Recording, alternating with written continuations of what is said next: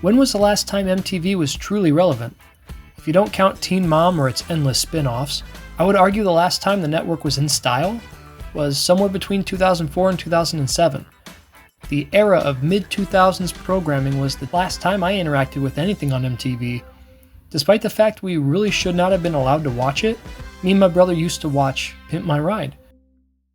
Seeing West Coast Customs install stuff like DVD players, soda machines, and jacuzzis was wildly entertaining. Admittedly, I never knew this game even existed, despite my monthly subscription to Game Informer. I guess I dodged a pimped up Hummer-sized bullet. This is Pimp My Ride for the Nintendo Wii. If you've seen the show, chances are you'll recognize rapper turned show host Exhibit. He hosts again and narrates in the cutscenes. The game even includes some of his songs. The bulk of what you do is unlike what you see in the show. You go around Pimp City, yes, that is where the game takes place, collecting as much money as you can to advance. The game pits you against a CPU with the goal of buying as many custom upgrades to pimp out your ride with items that will appeal to the owner of the car's personality so they may choose your car instead of your competitors. To make money, you have to play mini-games, and there are only two. Hot Stepper and Cruise. In Cruise, you drive by some people and input a series of buttons. A higher degree of success warrants larger sums of money. If you get a perfect rating, you get the maximum amount of money and won't make any more if you retry the minigame. Hot Stepper does the same thing. It sees you ghost ride the whip.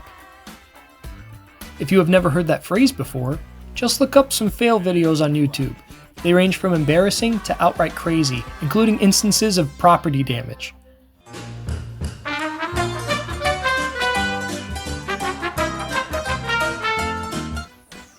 My favorite way to collect money is by smashing your vehicle into traffic and watching cars fly.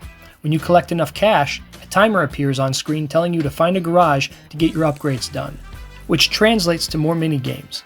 And that translates to either inputting more button combinations or waggling your Wiimote around like a fool. Better have the Wii strap, kids. If the owner of the car thinks you pimped their car out the most, you win and unlock the next episode where you do it all again. Yay. The act of driving is strangely implemented. Your car feels heavy and slippery at the same time.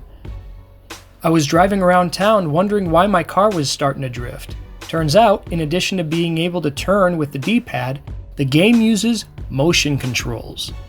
Yeah, and they can't be turned off either.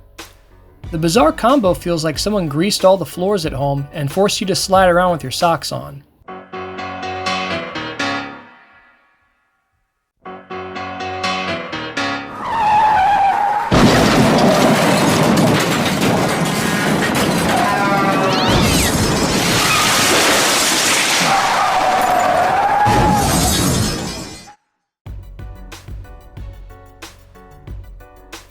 Pimp My Ride is nothing more than an average shovelware title.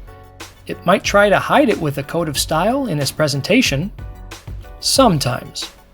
But the game wouldn't take as long to beat if it were more streamlined. For example, instead of having to travel to each shop individually to perform your upgrades, why can't the game just take the player to one screen where I can choose from different options to style each vehicle the way I want to? The padding and basic, boring, monotonous gameplay make it virtually unplayable, if not for how cheesy and outdated the references are. I'm not a fan of saying things don't age well, but man, this did not age well at all. If there is one upside, it's that we can share in the cringe together. Just make sure if you're going to play this with anyone, make it someone who will love you no matter what. Because any random acquaintance would never talk to you again after subjecting them to Pimp My Ride for Nintendo Wii.